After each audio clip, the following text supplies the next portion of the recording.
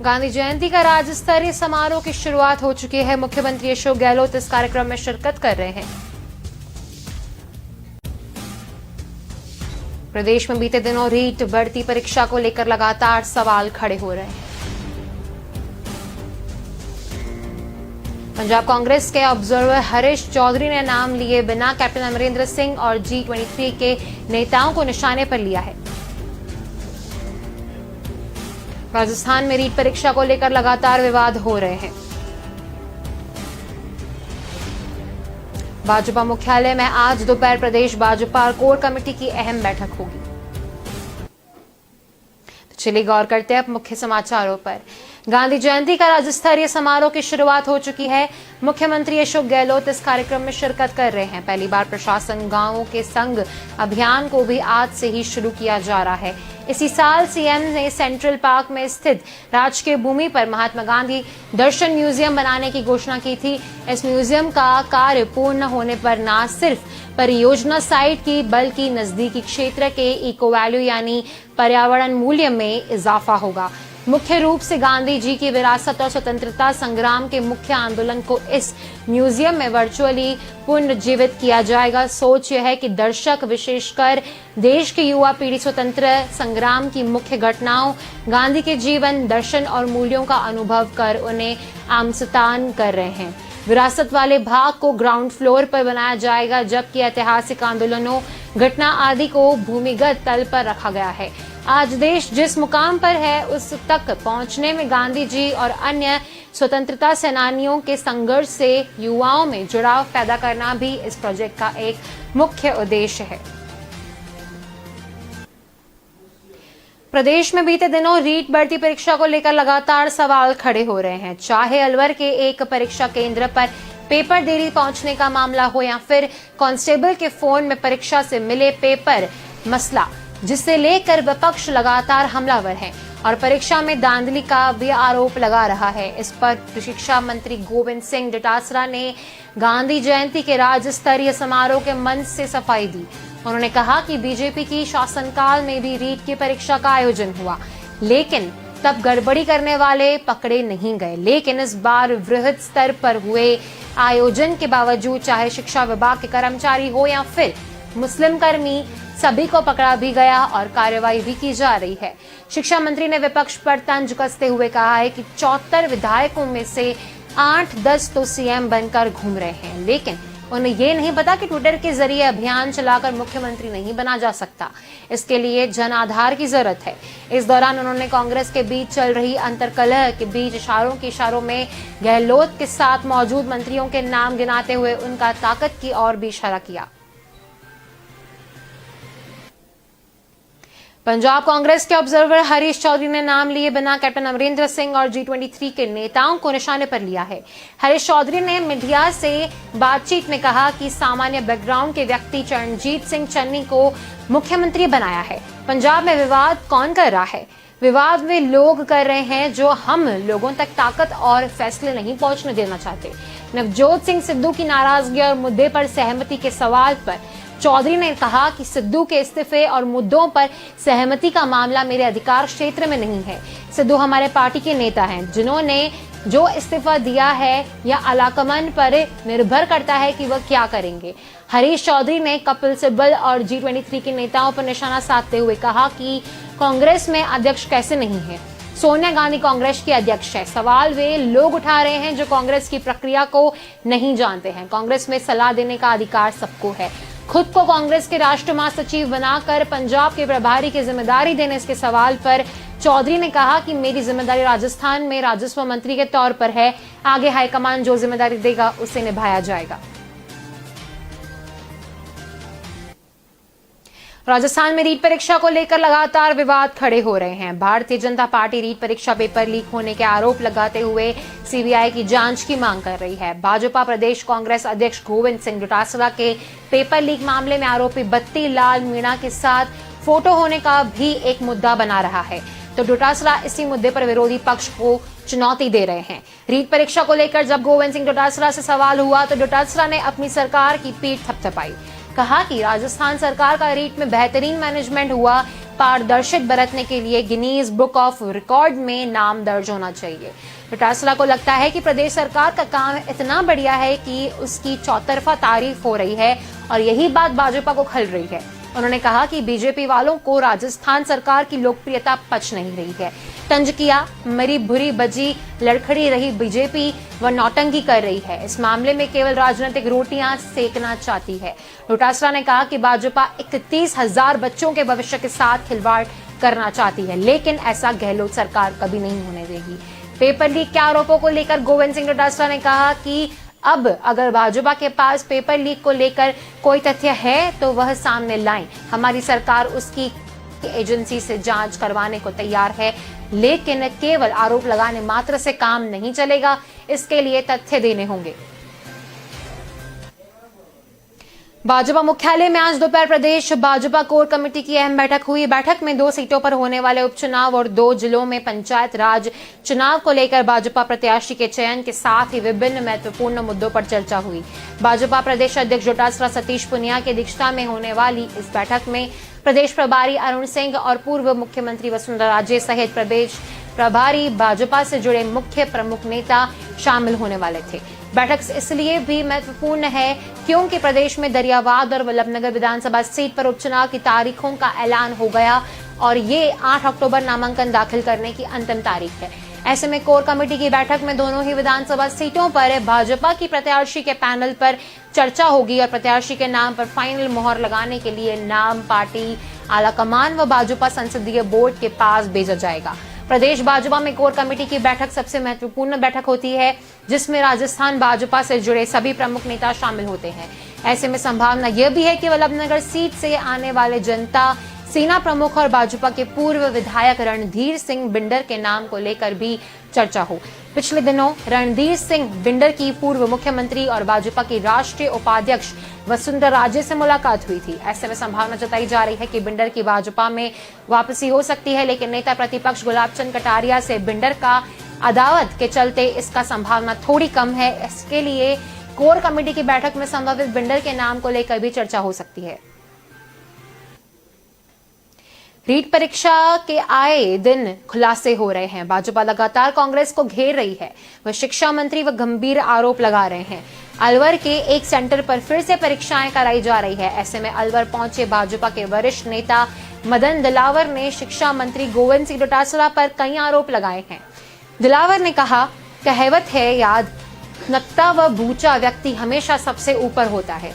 वह अपनी टांग ऊपर रखने के लिए सब कुछ करता है। उन्होंने कहा कि रीट भर्ती परीक्षा में 27 लाख अभ्यर्थी बैठे थे। सरकार ने सभी अभ्यर्थी की आशाओं पर पानी फेर दिया। दिलावर का आरोप है कि ये सब कुछ प्री प्लान था। उन्होंने कहा, बिना सरकार की सहमति यहाँ शामिल हुए इतना बड़ा घोटाला नहीं हो सकता है। योजनाबद्ध तरह से प्रदेश के शिक्षा मंत्री गोविंद सिंह डोटासरा ने अपने रिश्तेदार, मिलने वाले व जिन लोगों से उन्होंने मोटे पैसे लिए हैं उन तक को पेपर पहुंचाने का काम किया है। इस पूरी गड़बड़ी में वो खुद शामिल है। उन्होंने सोचा होगा कि जिस तरह से RAS का परीक्षा की गड़बड़ी उजागर नहीं होगी, वह मामला आसानी से निपट जाएगा, लेकिन शिक्षा मंत्री व सरकार ने लाखों युवाओं के साथ धोखा किया है। कभी डबी कैंडिडेट पकड़े जाते हैं। पुलिस लगातार युवाओं को गिरफ्तार कर रही है। बीकानेर, अजमेर में ब्लूटूथ चप्पल सामने आई तो इस मामले में मुख्य आरोपी की शिक्षा मंत्री व कांग्रेस नेताओं के साथ फोटो के मामले ने पूरे प्रदेश की राजनीति में नया मोड़ लिया है।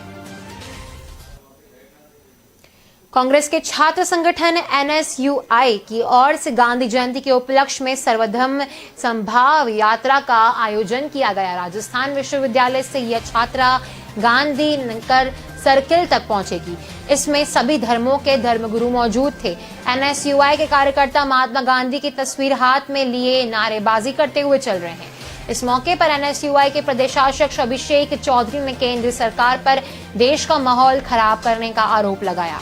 अभिषेक चौधरी ने कहा कि राष्ट्रपति महात्मा गांधी ने विश्व को सर्वधर्म सद्भाव का संदेश दिया, राष्ट्र और समाज की प्रगति में सहभागिता का संदेश दिया। केंद्र सरकार ने नफरत को हालात देश में बना दिए हैं। देश के पवित्र संविधान को जगह जगह नकारा जा रहा है। इससे हालातों को लेकर खिलाफ सामाजिक समरसता का संदेश देने के लिए NSUI की ओर से सर्वधर्म सद्भाव यात्रा का आयोजन प्रदेश भर में किया गया है।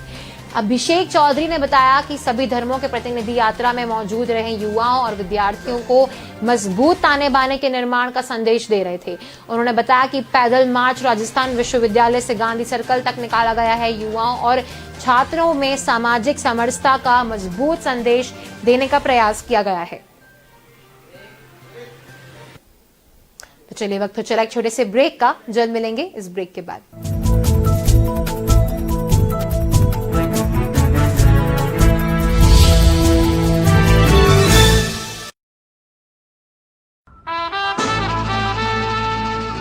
के रेडियो माहिती, मनोरंजन और मस्ती का ट्रायो।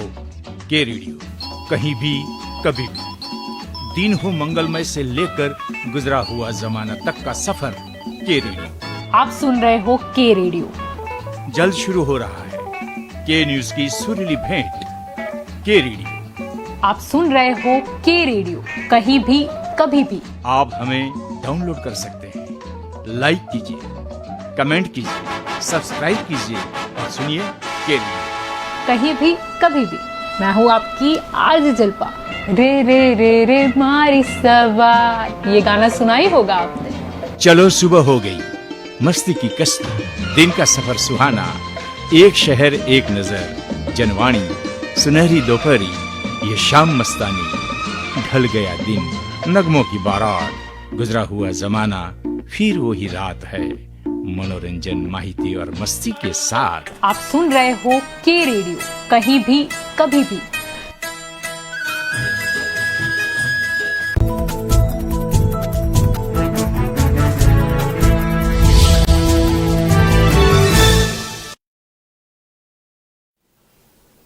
Welcome back. चलिए गौर करते हैं आगे के समाचारों पर। राजधानी के ज्योति नगर थाने में पुलिस मुख्यालय के केंद्रीय भंडार के पुलिस उप अधीक्षक की ओर से उदयपुर की एक फर्म के खिलाफ पोर्टेबल कैबिन इंस्टॉल करने का झांसा देकर करीब 1 करोड़ रुपए की ठगी करने का मामला दर्ज करवाया गया है।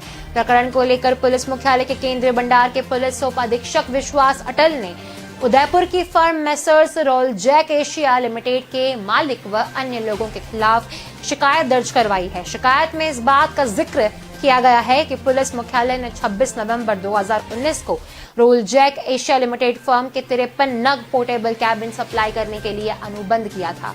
अनुबंध के अनुसार फर्म ने अब तक केवल 3 नग पोर्टेबल कैबिन इंस्टॉल किए और बाकी के 50 नग पोर्टेबल कैबिन अब तक फर्म की ओर से इंस्टॉल नहीं किए गए हैं। जब शेष पोर्टेबल कैबिन के संबंध फर्म के मालिक व अन्य लोगों से बातचीत की गई तो उन्होंने जल्द ही शेष पोर्टेबल कैबिन इंस्टॉल करने का आश्वासन दिलाया। उन्होंने बाद भी काफी समय तक फर्म की ओर से पोर्टेबल कैबिन अनुबंध के अनुसार इंस्टॉल नहीं किया गया। पुलिस मुख्यालय की ओर से जब हाल ही में फिर से फर्म को नोटिस भेजा गया, उन्होंने फोन के माध्यम से फर्म के मालिक व अन्य लोगों से संपर्क करने का प्रयास किया तो उन्होंने फोन उठाना बंद कर दिया और न ही नोटिस का कोई जवाब दिया।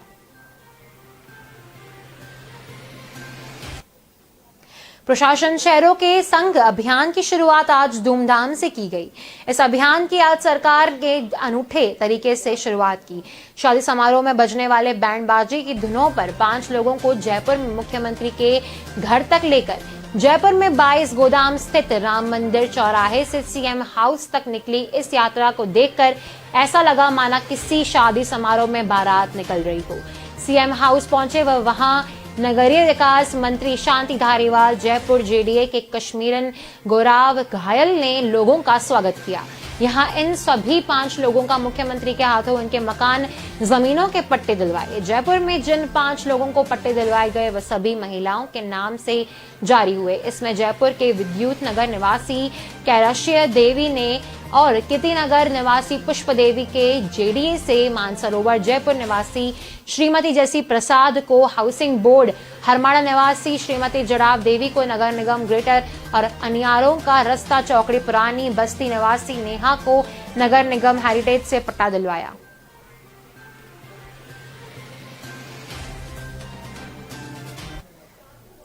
महिला कांस्टेबल के साथ अश्लील वीडियो वायरल, मामले में निलंबित आरपीएस अधिकारी हीरालाल सैनी और महिला कांस्टेबल की बर्खास्तगी को पत्रवाली को राज्यपाल ने मंजूरी दे दी। इसके बाद शुक्रवार शाम को कार्मिक विभाग ने निलंबित आरपीएस हीरालाल सैनी और महिला कांस्टेबल को राजस्थान सेवा नियम 19(2) के तहत बर्खास्तगी के आदेश जारी किए।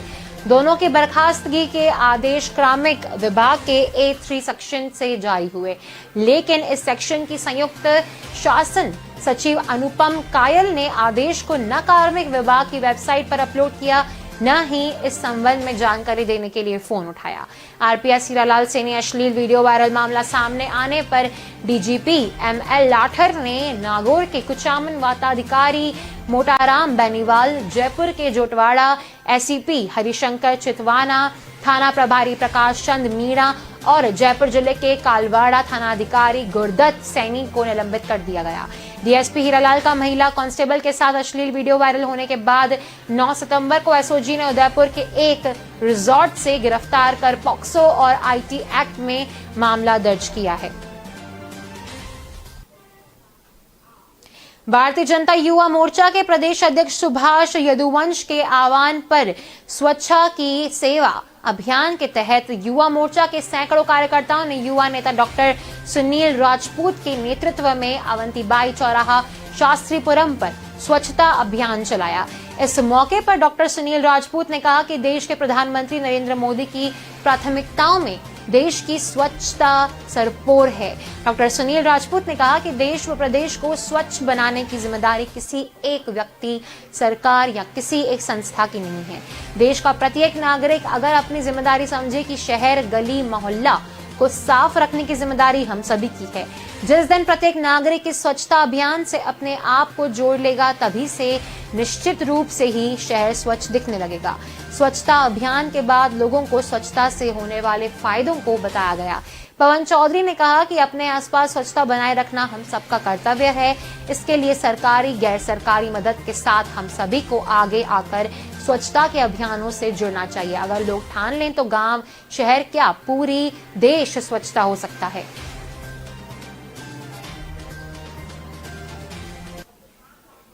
राजस्थान में गांव डाणी तक फैले सरकारी स्कूलों में काम कर रहे करीब 84,000 ग्रेड 3 टीचर्स को सालों बंद इस बार ट्रांसफर की उम्मीद बंधी थी, लेकिन तबादलों पर रोक मिली। छूट खत्म होने के 2 दिन बाद निराशा ही हाथ लग रही है।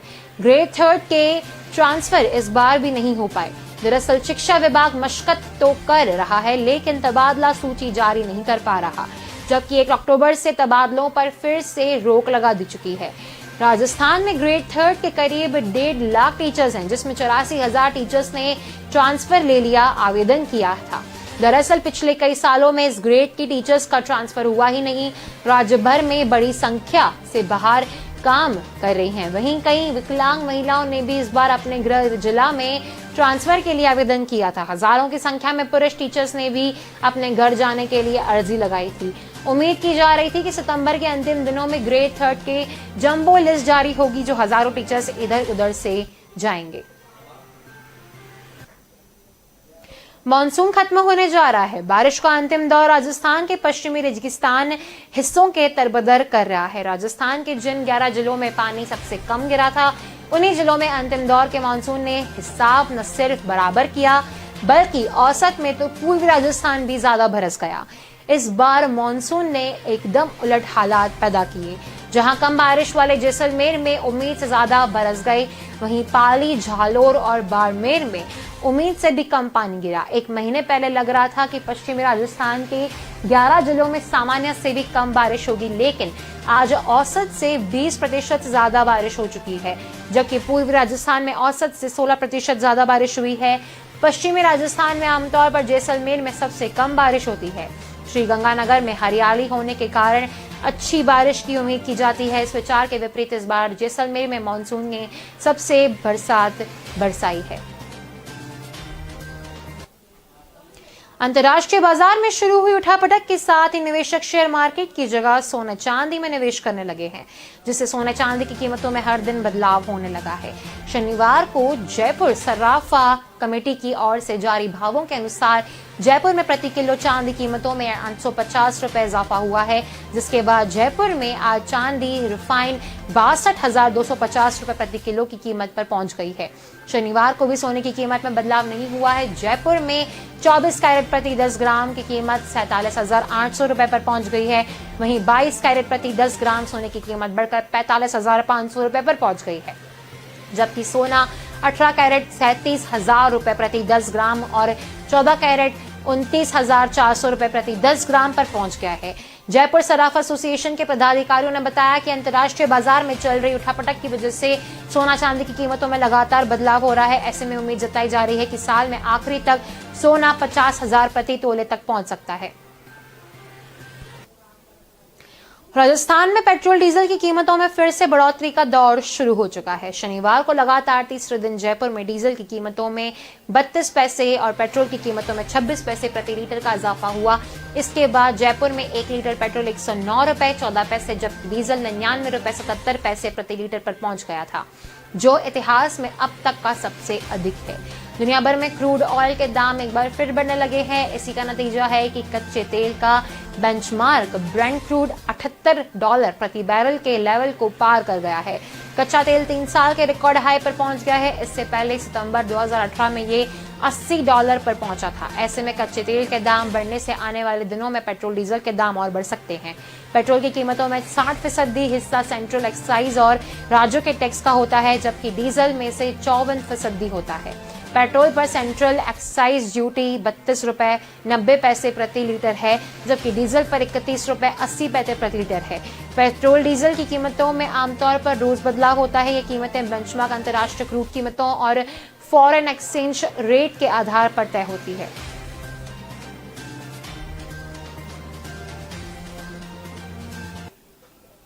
तो अभी के समाचारों में बस इतना ही। अधिक जानकारी के लिए देखते रहिए के न्यूज। नमस्कार।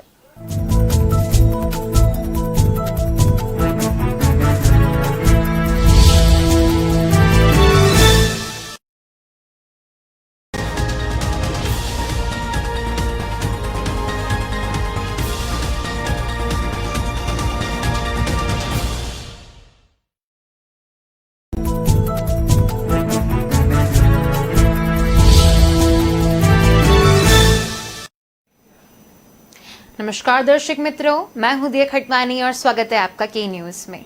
चलिए गौर करते हैं आज के समाचारों से पहले कुछ हेडलाइंस पर। महात्मा गांधी जयंती के मौके पर प्रधानमंत्री नरेंद्र मोदी ने आज जल जीवन मिशन ऐप को लॉन्च किया।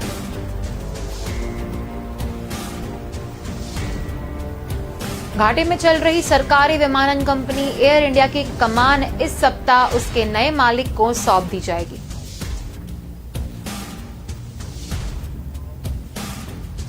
उनासी साल के अनुभवी राजनेता कैप्टन अमरिंदर सिंह की उम्र उनके भारतीय जनता पार्टी में न जाने की एक बड़ी वजह बन गई, क्योंकि भाजपा ने सक्रिय राजनीति के लिए 75 साल की उम्र का पैमाना तय कर रखा है।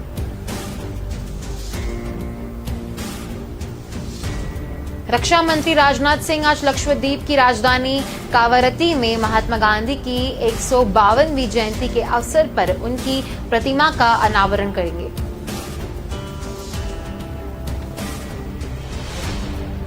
भारतीय यात्रियों पर ब्रिटेन में जारी कोरोना प्रतिबंध का भारत ने भी करारा जवाब दिया है। तो चलिए गौर करते हैं अब मुख्य समाचारों पर। महात्मा गांधी जयंती के मौके पर प्रधानमंत्री नरेंद्र मोदी ने आज जल जीवन मिशन ऐप लॉन्च किया। इस दौरान उन्होंने जल जीवन कोष भी लॉन्च किया। उन्होंने आज जल जीवन मिशन के लाभार्थियों से बातचीत भी की। पीएम मोदी ने उत्तर प्रदेश, तमिलनाडु, उत्तराखंड, मणिपुर और गुजरात सहित देश के 5 राज्यों में जल जीवन मिशन के लाभार्थियों के साथ बातचीत की। पीएम मोदी फिलहाल पानी समितियों के साथ संवाद कर रहे हैं। पीएम मोदी ने इस दौरान कहा कि पूज्य बापू और लाल बहादुर शास्त्री जी इन दिनों महान व्यक्तित्वों के हृदय में भारत के गांव ही बसे थे। मुझे खुशी है कि आज के दिन देश भर के लाखों गांवों के लोग ग्राम सभाओं के रूप में जल जीवन संवाद कर रहे हैं। पीएम मोदी ने कहा कि जल जीवन मिशन का विजन सिर्फ लोगों तक पानी पहुंचाने का ही नहीं है, ये डिसेंट्रलाइजेशन का, विकेंद्रीकरण का भी बहुत बड़ा मूवमेंट है। ये village driven, women driven movement है।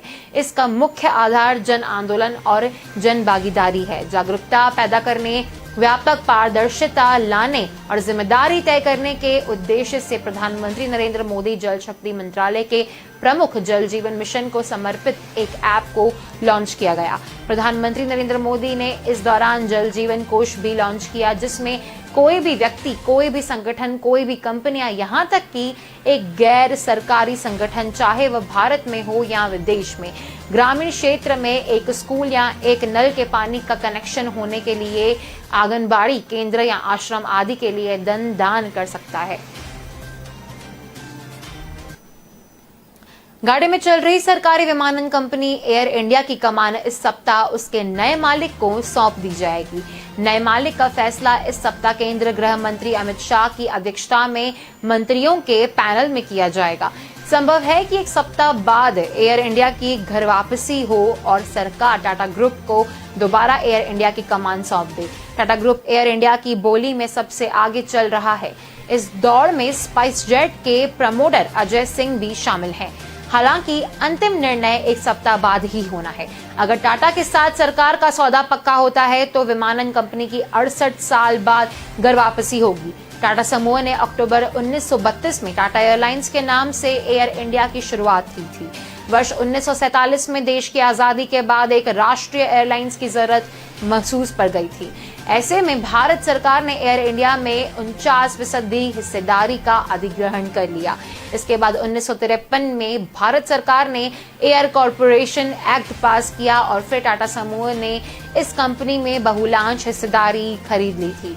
एक रिपोर्ट के मुताबिक टाटा ग्रुप की बोली सरकार द्वारा तय की गई रिजर्व प्राइस से करीब 3000 करोड़ रुपए ज्यादा है। टाटा की बोली स्पाइस जेट के चेयरमैन अजय सिंह द्वारा लगाई गई बोली से लगभग 5000 करोड़ रुपए अधिक है।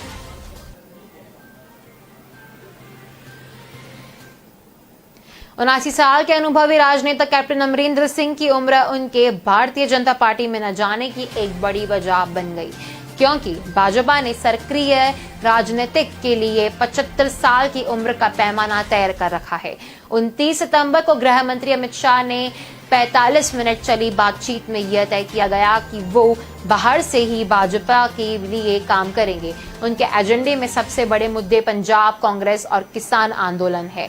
कैप्टन 28 सितंबर को चंडीगढ़ से यह बोलकर आए थे कि वो दिल्ली का घर खाली करने जा रहे हैं। इसके बाद अमरिंदर 29 सितंबर की शाम 6 बजे गृह मंत्री अमित शाह के घर पहुंचे। यहां 45 मिनट रुकने के बाद अमरिंदर वापस अपने घर गए और अगले दिन राष्ट्रीय सुरक्षा सलाहकार अजीत डोभाल से मुलाकात की।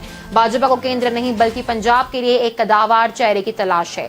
ऐसे नेता जो पंजाब में भाजपा के लिए सियासी जमीन तैयार करने के साथ ही राज्य में उठे किसान आंदोलन को भी थाम सके। कैप्टन पंजाब की राजनीति को बेहतर समझते हैं। वहां उनका अपना बेड बैंक है। लिहाजा कैप्टन अगर अपना एक नया दल या गैर राजनीतिक संगठन बनाते हैं तो एक वोट बैंक को अपनी तरफ कर पाएंगे। दूसरी तरफ भाजपा में रहते हुए उनके वोट बैंक पर केंद्र में सत्तासीन पार्टी में किसानों की नाराजगी का सीधा असर पड़ सकता है।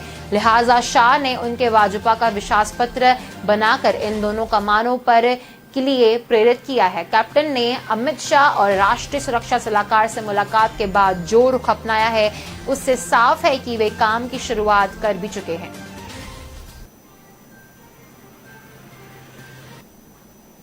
रक्षा मंत्री राजनाथ सिंह आज लक्षद्वीप की राजधानी कावरत्ती में महात्मा गांधी के 152वीं जयंती के अवसर पर उनकी प्रतिमा का अनावरण करेंगे। देश के सबसे छोटे केंद्र शासित प्रदेश और मुस्लिम बहुल द्वीप पर यह बापू की पहली प्रतिमा होगी। एक अधिकारी ने बताया कि पश्चिमी जेटी के पास एक क्षेत्र को सजाया गया है जहां समुद्र के सामने सड़ी मुद्रा में गांधी जी का मूर्ति स्थापित किया जाएगा। उन्होंने कहा कि रक्षा मंत्री कोची से यहां पहुंचेंगे और शाम को द्वीप के प्रशासक प्रफुल्ल के पटेल की अध्यक्षता में होने वाले एक समारोह में प्रतिमा का अनावरण करेंगे। प्रशासन द्वारा जारी एक बयान में कहा गया है कि इस वर्ष के उत्सव की विशिष्टता प्रफुल्ल पटेल की उपस्थिति में राजनाथ सिंह द्वारा महात्मा गांधी की प्रतिमा का अनावरण है। ये लक्षद्वीप द्वीपों में हमारे महान स्वतंत्रता सैनिकों के योगदान की स्मृति में अनावरण की जाने वाली पहली प्रतिमा होगी, जिन्होंने भारत की स्वतंत्रता के लिए अपने प्राणों की आहुति दे दी थी। प्रशासन ने कहा कि गांधी जयंती के दिन राष्ट्रपति की प्रतिमा का अनावरण करना लक्षद्वीप के लिए एक ऐतिहासिक मील का पत्थर है। सूत्रों ने कहा कि द्वीपों में बापू की प्रतिमा स्थापित करने का प्रयास एक दशक पहले शुरू हुआ था, लेकिन कई कारणों से पूरा नहीं हो सका। 2010 में यूपीए शासन के दौरान गांधी जी के 2 लाख रुपए की प्रतिमा द्वीप पर लाई गई थी, लेकिन इसे स्थापित नहीं किया जा सका।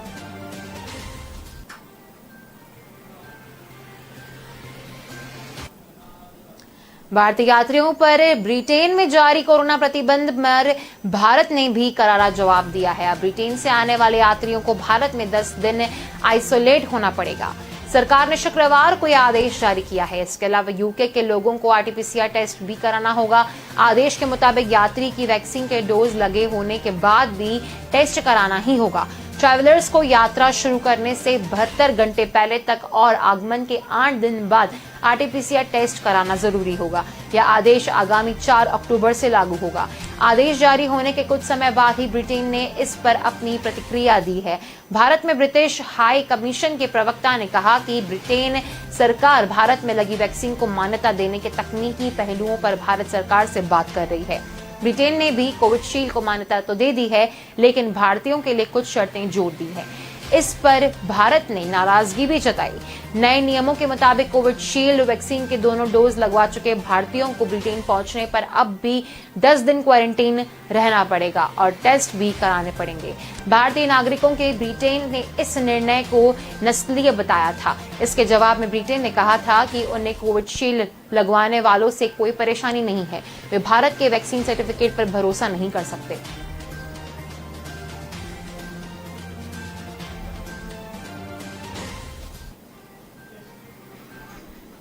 तो चलिए वक्त हो चला एक छोटे से ब्रेक का। जल्द मिलेंगे इस ब्रेक के बाद।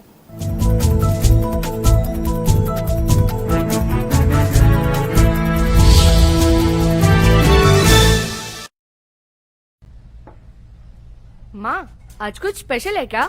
ये तेरी ट्रॉफी है। ट्रॉफी? किस लिए? क्योंकि तू दिन भर भागता रहता है। तू सुबह उठ के स्कूल के लिए भागता है, क्लासरूम में तेरा दिमाग भागता है, बाहर तू बॉल के पीछे भागता है, स्कूल से घर के लिए, फिर ट्यूशन के लिए, फिर खेलने के लिए। तू दिन भर बस भागता ही रहता है और सिर्फ एक चैंपियन ही इतना भाग सकता है। तो ये है मेरे चैंपियन की ट्रॉफी। नया yippee पावर अप आटा नूडल्स में है व्हीट की एनर्जी में लिपटी वेजिटेबल्स की गुडनेस, जो आपके चैंपियन बच्चे को करे पावर अप दिन भर भागने के लिए। It's better no. नया Sunfeast yippee power up from ITC।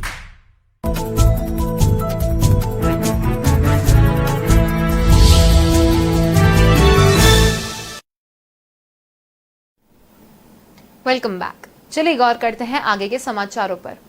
Mahatma Gandhi की जयंती पर कांग्रेस नेता राहुल गांधी ने केंद्र सरकार पर हमला बोला है। उन्होंने अपने ट्विटर अकाउंट पर एक वीडियो पोस्ट की है, जिसमें उन्होंने किसान आंदोलन को लेकर केंद्र सरकार पर तंज कसा है। उन्होंने लिखा है, विजय के लिए केवल एक सत्याग्रह ही काफी है। महात्मा गांधी को विनम्र श्रद्धांजलि। गांधी जयंती पर राहुल गांधी की ओर से ट्विटर पर अपलोड की गई वीडियो में महात्मा गांधी का सत्याग्रह आंदोलन और किसान आंदोलन की वीडियो दिखाई देती है। इस वीडियो की शुरुआत में लिखा है, सत्याग्रह तब और अब। असत्य और अन्याय के खिलाफ बापू ने सत्याग्रह किया था। आज अन्नदाता सत्याग्रह कर रहे हैं।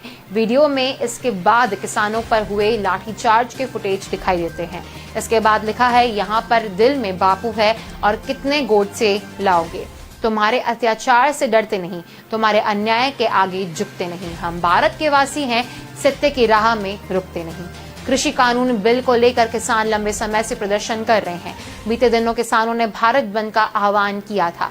इसके पहले भी किसान अग्रह प्रदर्शन कर चुके हैं। इस आंदोलन को लेकर कांग्रेस भी सरकार पर हमलावर है और किसानों के साथ कृषि कानून बिल वापस लेने की मांग कर रही है। भारत चीन सीमा पर गतिरोध की स्थिति पर जानकारी देते हुए सेना प्रमुख ने कहा कि पिछले कई महीनों से बॉर्डर पर स्थिति सामान्य है। वहां भारत चीन गतिरोध पर सूत्रों को सेना प्रमुख जनरल मनोज मुकुंद नरवणे ने बताया पिछले 6 महीनों में स्थिति काफी समन्वय है। हमें उम्मीद है कि अक्टूबर के दूसरे सप्ताह में 13वें दौर की वार्ता होगी और हम इस बात पर आम सहमति पर पहुंचेंगे कि कैसे सैनिक पीछे हटें। उन्होंने आगे कहा कि धीरे धीरे सभी टकराव वाले बिंदु हल हो जाएंगे। मेरा दृढ़ मत है कि हम अपने मतभेदों की बातचीत के लिए सुलझा सकते हैं। मुझे आशा है कि हम परिणाम प्राप्त करने में सक्षम होंगे। सेना प्रमुख ने बातचीत में कहा कि चीनियों ने हमारे पूर्वी कमान तक पूरे पूर्वी लद्दाख और उत्तरी मोर्चे पर काफी संख्या में तैनाती की है। निश्चित रूप से अग्रिम क्षेत्रों में उनकी तैनाती में वृद्धि हुई है, जो हमारे लिए चिंता का विषय बना हुआ है। उन्होंने आगे कहा, हम उनकी सभी गतिविधियों पर नियमित रूप से नजर रख रहे हैं। हमें मिली जानकारी के आधार पर हम बुनियादी ढांचे के साथ साथ सैनिकों के मामले में भी समान विकास कर रहे हैं, जो किसी भी खतरे का मुकाबला करने का लिए आवश्यक है। फिलहाल हम किसी भी घटना से निपटने के लिए पूरी तैयार हैं।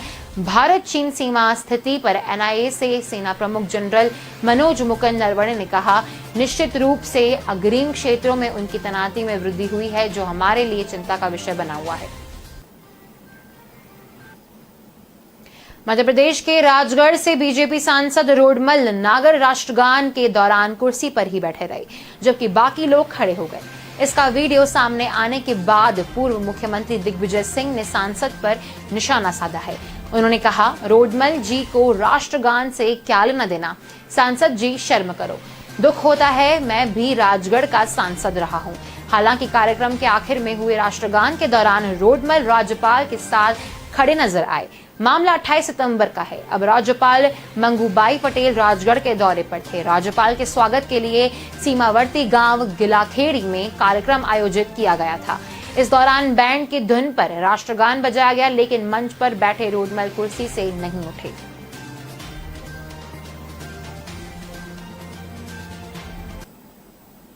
दुनिया में सुपर पावर का दम भरने वाला चीन बिजली की भारी किल्लत से जूझ रहा है। इसकी वजह है कि इस देश की करीब 10 करोड़ की आबादी तबाह है। इसके ज्यादा परेशानी यहाँ है कि उन उद्योगों को हो रहा है जो विदेशों में अपना माल सप्लाई करती है। बिजली कटौती के कारण एप्पल और टेस्ला जैसी बड़ी कंपनियों का कारोबार तक प्रभावित हो रहा है। इन कंपनियों को कंप्यूटर चिप समेत अन्य इलेक्ट्रॉनिक इक्विपमेंट्स सप्लायर्स को अपने कई प्लांट में काम रोकना पड़ा है। इसका सीधा नुकसान डिमांड और सप्लाई पर पड़ रहा है। ताइवान की 10 से अधिक कंपनियों के नाम बंद कर रखा है। एप्पल और टेस्ला को सप्लाई करने वाले ताइवान की 3 इलेक्ट्रॉनिक कंपनियों ने रविवार को कहा कि पावर सप्लाई प्रभावित होने से इन्हें मजबूरन चीन में स्थित अपनी कंपनियों में काम रोकना पड़ रहा है। एप्पल की सप्लाई यूनिमॉर्न टेक्नोलॉजी ने कहा कि उनकी चीन में स्थित 3 सहायक कंपनियों को काम रोकना पड़ रहा है। उसके कहा कि इन कंपनियों के काम रोकने से ज्यादा नुकसान नहीं होगा, क्योंकि दूसरे प्लांट पर उत्पादन बढ़ा दिया गया है। चीन में बिजली संकट के पीछे 2 बड़ी वजह बताई जा रही है। पहला कोयले की कमी और दूसरा राष्ट्रपति शी जिनपिंग की कार्बन उत्सर्जन नीति। दरअसल राष्ट्रपति शी जिनपिंग ने कार्बन उत्सर्जन कम करने के लक्ष्यों को पूरा करने के लिए कोयले की उत्पादन में कमी की है। वे 2060 तक चीन को कार्बन मुक्त देश बनाना चाहते हैं। इसके लिए उन्होंने कोयला उत्पादन में कमी कर दी है। पंजाब कांग्रेस में सियासी बवाल अभी थमा नहीं है। छत्तीसगढ़ में मुख्यमंत्री की कुर्सी को लेकर 2.5 साल के फॉर्मूले पर फिर सियासी घमासान तेज हो गया है। सीएम भूपेश बघेल के समर्थक करीब 40 विधायकों को और 6 मंत्रियों ने राष्ट्रीय राजधानी दिल्ली में डेरा डाल दिया है। सूत्रों का कहना है कि ये विधेयक और मंत्री आलाकमान से मिलकर भूपेश बघेल की कुर्सी सुरक्षित रखना चाहते हैं। छत्तीसगढ़ में सियासी उठापटक के चलते विधायकों और मंत्रियों के दिल्ली पहुंचने का सिलसिला गत 15 सितंबर से शुरू हुआ था। इसी कड़ी में हाल ही में 10 विधायक दिल्ली रवाना हुए थे। छत्तीसगढ़ में मुख्यमंत्री भूपेश बघेल और स्वास्थ्य मंत्री टीएस सिंहदेव के बीच सत्ता की खींचतान को लेकर अटकलों का बाजार गर्म है। बीते दिनों दोनों नेता पार्टी आलाकमान से मिलने दिल्ली भी गए थे। अटकलों पर विराम लगाते हुए छत्तीसगढ़ में 2.5 साल मुख्यमंत्री बनाने की बात को खारिज कर दिया गया था। कहा गया था कि इस तरह की कभी कोई बात ही नहीं हुई है, लेकिन अब सत्ता परिवर्तन की अनिश्चितता के बाद बीते विधायकों और मंत्रियों के दिल्ली दौरे ने छत्तीसगढ़ के राजनीतिक पारे को एक बार फिर चढ़ा दिया है। आलम यह था कि बीते 15 दिनों में ही कांग्रेस के करीब 40 विधायक और 6 मंत्री दिल्ली जा चुके हैं।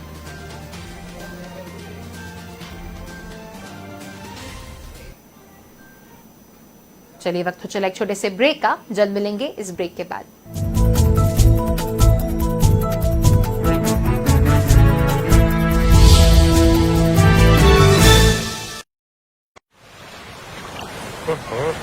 हम जब छोटे थे ना, हजारों कछुए आते थे इस बीच पर। हाँ, मैंने भी देखे हैं।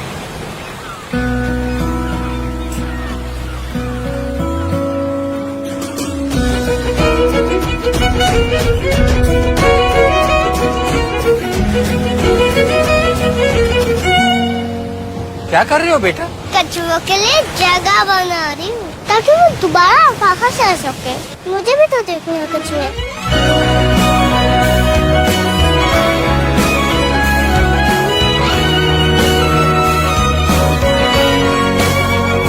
अगर कल को बदलना है तो पहले खुद को बदलना पड़ेगा। सर्फ एक्सेल में हमने भी की है एक शुरुआत खुद को बदलने की। Surf Excel Matic liquid 100% eco friendly actives के साथ मुश्किल दाग निकाले और पर्यावरण का भी रखें ख्याल। दिल का परिंदा उड़ चला, अंदाज अपना मन चला, खुद की तो सुन ले, जी भर के जी ले, रुकना ना तू अब ठहर। Lyra, anytime, anywhere, Lyra, everybody loves to wear. Lyra, anytime, anywhere. न ऐश का न द्वेष का, यह दंगल है देश का। सुलगती समस्याओं के झुलसते सवालों का होगा दंगल देश का। प्रशासन के प्रश्नों को लेकर होगा दंगल देश का। शिक्षा, स्वास्थ्य, समाज, कानून और व्यवस्था के आज क्या है हालात। सोमवार से शुक्रवार रोज रात 8 बजे जलपा क्षत्रिय के साथ दंगल देश का।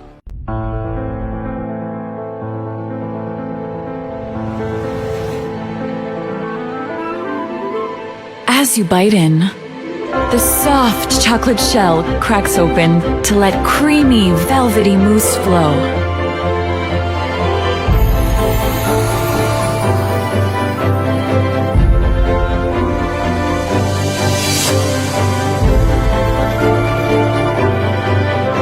New Fabel Soft Centers. Little pieces of magic.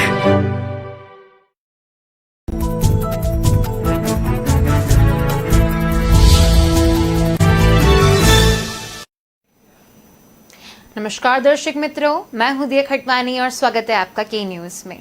चलिए गौर करते हैं आज के समाचारों से पहले कुछ हेडलाइंस पर। महात्मा गांधी जयंती के मौके पर प्रधानमंत्री नरेंद्र मोदी ने आज जल जीवन मिशन ऐप को लॉन्च किया।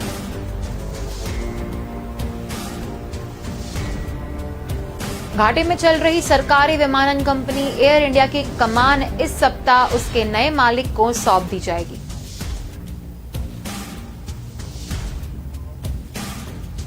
उनासी साल के अनुभवी राजनेता कैप्टन अमरिंदर सिंह की उम्र उनके भारतीय जनता पार्टी में न जाने की एक बड़ी वजह बन गई, क्योंकि भाजपा ने सक्रिय राजनीति के लिए 75 साल की उम्र का पैमाना तय कर रखा है।